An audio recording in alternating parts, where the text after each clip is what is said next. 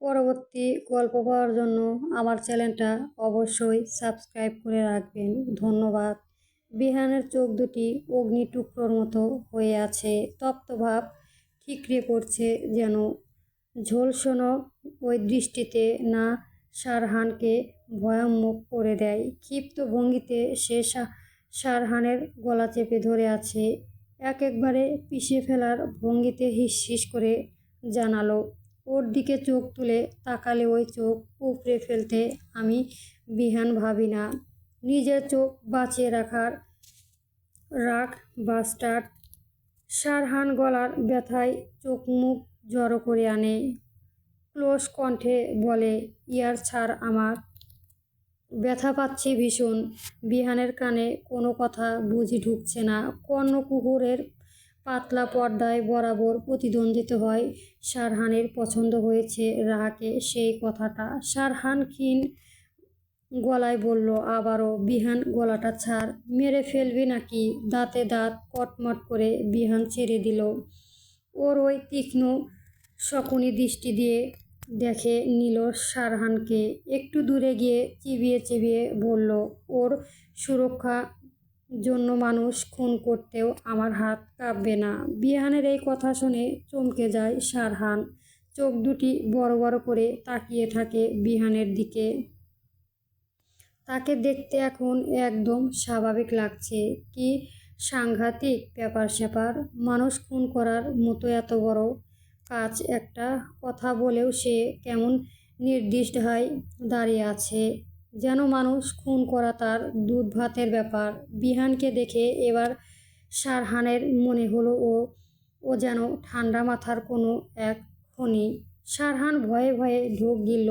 গলাটা শুকিয়ে গিয়েছে তার। বিহানের রুমে কাচের জগটা থেকে গ্লাসের পানি ঢেলে ঢক ঢক করে গিলতে লাগলো। এরপর তৃপ্তি ঢোক ফেলে আতঙ্কিত নয়নে তাকালো বিহানের দিকে। কেমন সন্দেহানি গলায় প্রশ্ন করলো। শান্ত স্বাভাবিক ভঙ্গিতে ল্যাপটপে হাত চালানো বিহানের দিকে। এই ফিল্ডে কাজ করলেও এমন টাঙ্কি তুই কবে থেকে হলি বিহান? শারহানের প্রশ্ন বিহানের হাত থেমে যায়। স্মৃতির পাতা উল্টো গরম করে সেই দিনটা, যেই দিন রাহার জন্ম হয়েছে। কনকনে শীত এক রাত রাহা এই পৃথিবীতে এসেছে। বিহানের বয়স তখন 9 বছর। রাহা পৃথিবীতে আসার পর সে ভীষণ কৌতূহল আর আদরের সাথে রাহাকে দেখেছিল। দুধের মতো ধবধবে তুলতুলে একটা ছোট শরীর তখন বিহানের সামনে। মোটা ছোট কম্বল দিয়ে মুড়িয়ে রেখেছে। সবাই আদর করছে ছোট বাচ্চা, তার গায়ের রং আর নরম।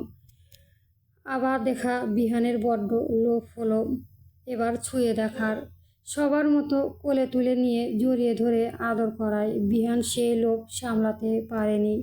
ভেতরে উচ্ছ্বাস আর প্রবল ভালো লাগার থেকে ছোট নরম মোয়ালে শরীরটা সেও কোলে তুলে নিয়েছে। বিহানের আজও মনে আছে জীবনে প্রথম এত ছোট একটা বাচ্চার শরীর দুই হাতে আজলায় তুলে নেওয়ার সেই অন্নবাদ অনুভূতি। সেই অনুভূতি রেশ বিহান আজও রন্ধেতে অনুভব করে। সেই মুহূর্তের কথা যতবার মনে পড়ে তার শরীর শিউরে ওঠে। সেই ভালো লাগার নাম না জানার প্রথম অনুভূতি রেশ শিরশির করে তুলতে তাকে।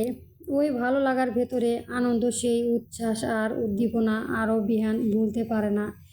এই রাহা ছোটবেলা থেকেই বিহানকে জ্বালিয়ে আসছে তার জীবনে, সেই প্রথম দিন থেকেই, যখন বিহান খুব আগ্রহ আর আনন্দ নিয়ে রাহাকে কোলে তুলে নিয়েছিল। বিহান অনুভূতি হয়েও ফ্যাল করে সদ্য জন্ম নেওয়ার বাচ্চাটা মেয়ালের মুখের দিকে তাকিয়েছিল।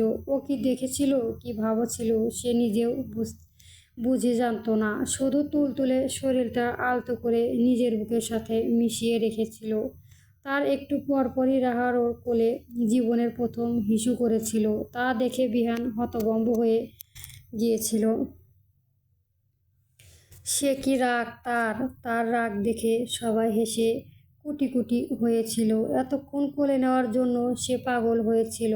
কোলেই রাহা প্রথম হিসু করে দিয়েছে। বিষয়টা তখন নতুন মানুষ পৃথিবীতে আগমন করার আনন্দের সাথে বেশ উপভোগ করেছিল সবাই। বিহানের স্পষ্ট মনে আছে, এই মেয়ের প্রতি তার বিরক্ত রেশ সেই প্রথম দিন থেকে শুরু হয়েছিল। সকালে খানবাড়ির টেবিলে সবাই একসাথে নাস্তা করতে বসেছে। তিনি গিন্নিসহ কাজের লোক কার কী লাগছে না লাগছে তা দেখাশোনা করেছে। প্রতিদিন নাস্তা নিয়ে কারো না কোনো অভিযোগ না থাকলেও একমাত্র বায়না করে রাহা। তবে আজ সে চুপচাপ খাবার খাচ্ছে, কিন্তু পাতে যে ভয়েল ডিমটা পড়লো অমনি রাহা গাল ফুলিয়ে মাকে বলল, আম্মু আমি ডিম খাবো না। জাহানারা বেগম ইশারায় বিহানকে দেখিয়ে দিল। রাহা তাকে দেখালো, ধারালো নয়নে তার দিকে তাকিয়ে আছে রাগী লোকটা, যে ওই নজরে তাকে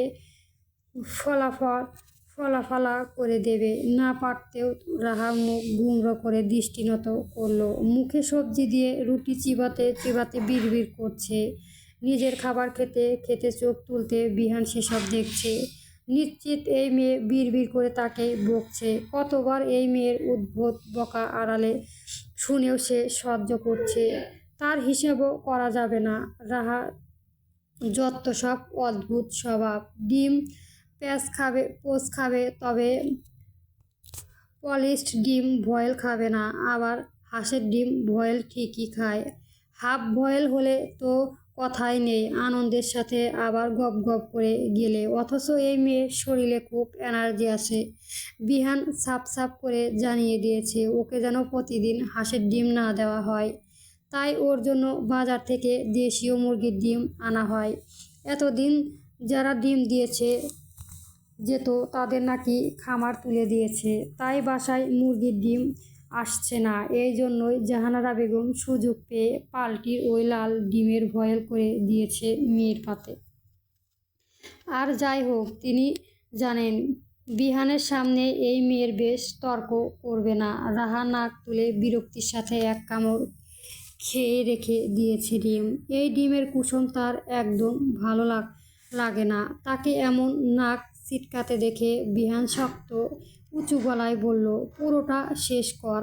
রাহা নাক মুখ কুঁচকে আধো স্বরে বলল, এই ডিম আমি খেতে পারি না।